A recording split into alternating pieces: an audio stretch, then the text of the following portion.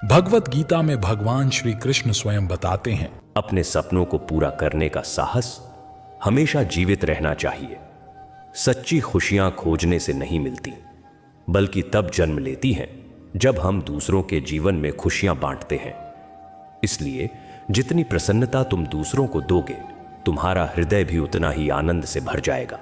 शिकायतों में अपनी शक्ति नष्ट करने के बजाय आनंद और सकारात्मकता फैलाने में अपनी ऊर्जा लगाओ।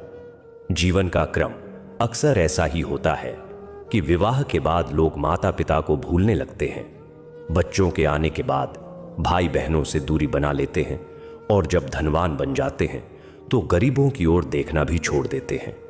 लेकिन वृद्धावस्था में वही पुरानी यादें लौटकर मन को घेर लेती है, जिनसे कभी मुंह मोड़ लिया था।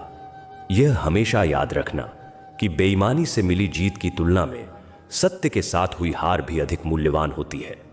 जीवन में कुछ सच्चे मित्रों का होना उतना ही जरूरी है जितना प्रेम का होना, क्योंकि प्रेम हर समय साथ नहीं रहता, लेकिन सच्चे दोस्त कठिन समय में भी सहारा बनते हैं। जो कुछ तुम्हारे पास है उसकी कद्र करना सीखो, क्योंकि इस विशाल आकाश के पास भी अपनी कोई जमीन नहीं होती।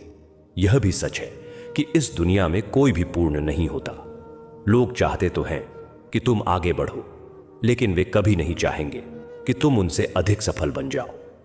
कुछ रिश्तों को समय और परिस्थितियों पर छोड़ देना ही बेहतर होता है, क्योंकि आजकल लोग अपनी परेशानियों से कम और दूसरों की खुशियों से अधिक दुखी रहते हैं। कई बार वही लोग जो जीवन भर साथ रहने का वादा करते हैं, सबसे पहले साथ छोड़कर चले जाते हैं। प्रेम का सार केवल इतना है कि यदि एक व्यक्ति चुप हो जाए तो दूसरा उसकी खामोशी को समझ सके।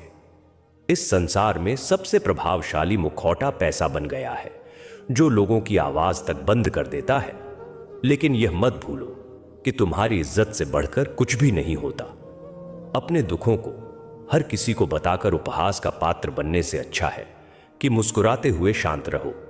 जो लोग दिल से उतर जाते हैं, उनसे सामने खड़े होकर भी बात करने की इच्छा नहीं होती। जीवन में अच्छा इंसान बनना कभी गलत नहीं होता, क्योंकि इससे मन को सच्चा सुकून मिलता है, और यह बात समय के साथ स्वयं स्पष्ट हो जाती है।